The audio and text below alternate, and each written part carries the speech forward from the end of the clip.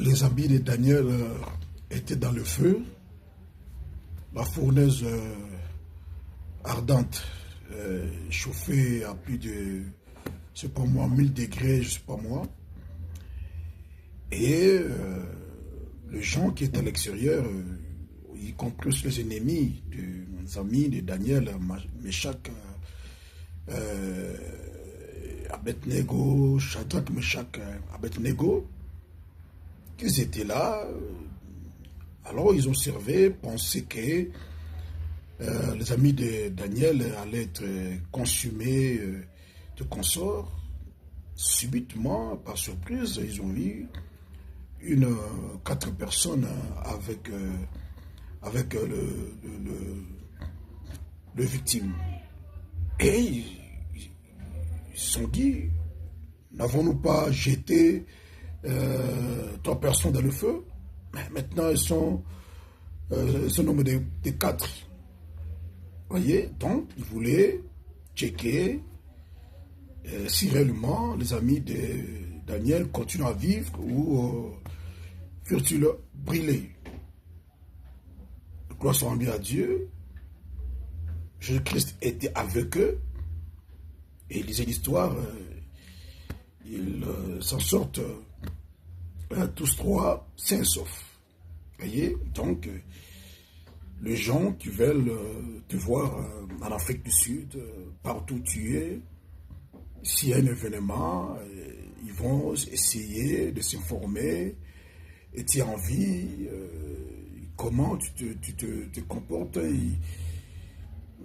ils veulent juger, ils vont se rendre compte que Dieu est avec toi, tu continues à vivre, tu es sain et sauf.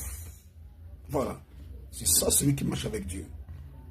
Voilà pourquoi je dis à toute personne qui est de Dieu, en Afrique du Sud, partout ailleurs où tu te trouves, aie confiance en Dieu, attache-toi encore à Dieu, sois consacré à Dieu, parce que tes ennemis, ils sont aux aguets, ils veulent voir ta mort, ta chute, ton enterrement, mais ils se rendent compte que tu es toujours là, parce que Dieu est avec toi.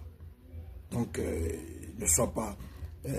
avant, tu étais distrait, maintenant, attache ton corps, parce qu'ils t'ont vu, que tu es en vie, parce que Jésus-Christ est avec toi.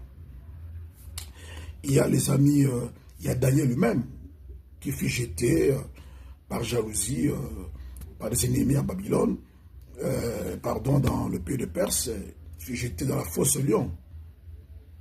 Et ils se sont dit, oh, certainement, il a été mangé, bouffé par des lions.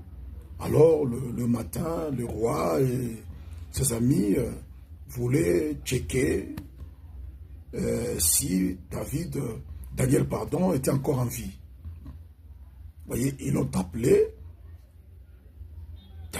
Daniel a fait le signe de vie. Vous voyez, donc, c'est lui qui est avec Dieu. Vivant toujours. Jésus a dit, je vis, vous vivrez aussi. Celui que nous servons, c'est lui qui a la clé de la vie et de la mort. C'est lui qui décide de la fin des vies de tout homme.